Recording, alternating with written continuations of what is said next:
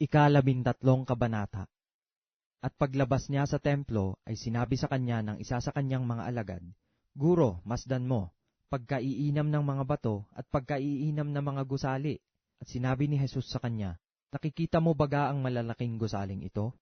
Walang matitira ditong isang bato sa ibabaw ng kapwa bato na di ibabagsak. At samantalang siya'y nakaupo sa bundok ng mga Olibo sa tapat ng templo, ay tinanong siya ng lihim ni Pedro at ni Santiago at ni Juan at ni Andres, Sabihin mo sa amin, kailan mangyayari ang mga bagay na ito? At ano ang magiging tanda pagka malapit nang maganap ang lahat ng mga bagay na ito? At si Jesus ay nagpasimulang magsabi sa kanila, Mag-ingat kayo na huwag kayong paligaw kanino mang tao. Maraming paririto sa aking pangalan na magsisipagsabi ako ang Kristo at maliligaw ang marami. At kung mga karinig kayo ng mga digma at ng mga alingawngaw ng mga digma, ay huwag kayong mga gulumihanan. Ang mga bagay na ito'y dapat na mangyari, datapwat hindi pa ang wakas. Sapagkat magtitindig ang bansa laban sa bansa, at ang kaharian laban sa kaharian, at lilindol sa iba't ibang dako. Magkakagutom, ang mga bagay na ito'y pasimula ng kahirapan. Datapwat mag-ingat kayo sa inyong sarili, sapagkat kayo'y ibibigay nila sa mga Sanhedrin, at kayo'y hahampasin sa mga sinagoga, at kayo'y magsisitindig sa harap ng mga gobernador at ng mga hari dahil sa akin, na bilang patotoo sa kanila. At sa lahat ng mga bansa ay kinakailangan munang maipangaral ang ebanghelyo.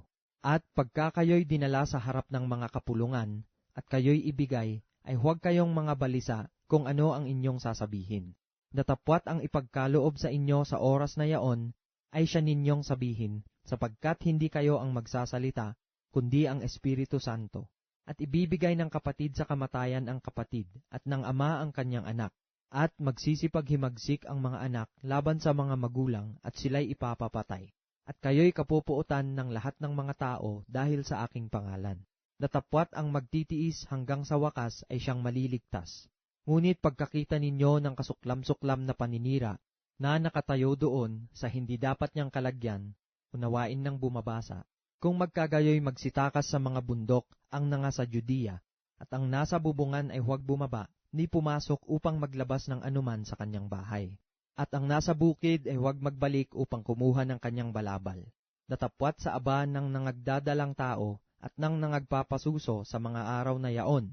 At magsipanalangin kayo na ito'y huwag mangyari sa panahong tagginaw, sapagkat ang mga araw na yaon ay magiging kapighatian, na ang gayoy di pa nangyayari buhat sa pasimula ng paglalang na nilikha ng Diyos hanggang ngayon, at ni hindi na mangyayari kailanman. At malibang paikliin ng Panginoon ang mga araw, ay walang laman na makaliligtas, datapwat dahil sa mga hirang na kanyang hinirang, ay pinaikli niya ang mga araw. At kung magkagayon, kung may magsabi sa inyong sino mang tao, narito ang Kristo, o nariyan, huwag ninyong paniwalaan. Sapagkat may magsisilitaw na mga bulaang Kristo at mga bulaang propeta, at magpapakita ng mga tanda at mga kababalaghan upang mailigaw nila kung mangyayari ang mga hirang. Datapwat mag-ingat kayo, narito, ipinagpauna ko ng sinabi sa inyo ang lahat ng mga bagay. Ngunit sa mga araw na yaon, pagkatapos ng kapighatiang yaon, ay magdidilim ang araw at ang buwan ay hindi magbibigay ng kanyang liwanag. At mga lalaglag ang mga bituin mula sa langit, at magsisipangatal ang mga kapangyarihan sa mga langit. At kung magkagayoy makikita nila ang anak ng tao, na napariritong nasa mga alapaap na may dakilang kapangyarihan at kaluwalhatian. At kung magkagayoy susuguin niya ang mga anghel, at titipunin ang kanyang mga hinirang mula sa apat na hangin, mula sa wakas ng lupa hanggang sa dulo ng langit. Sa puno nga ng igos ay pag-aralan ninyo ang kanyang talinghaga. Pagka nananariwa ang kanyang sanga, at sumusupling ang mga dahon, ay nalalaman ninyo na malapit na ang tag-araw. Gayon din naman kayo, pagka nangakita ninyong nangyari ang mga bagay na ito, ay talastasin ninyo na siya'y malapit na, sa mga pintuan nga. Katotohanang sinasabi ko sa inyo, hindi lilipas ang lahing ito hanggang sa mga ganap ang lahat ng mga bagay na ito. Ang langit at ang lupa ay lilipas, datapwat ang aking mga salita ay hindi lilipas. Ngunit tungkol sa araw o oras na yaon ay walang nakakaalam, kahit ang mga anghel sa langit, kahit ang anak, kundi ang ama. Kayo'y mag-ingat, magpuyat at magsipanalangin, sapagkat hindi ninyo nalalaman kung kailan kaya ang panahon.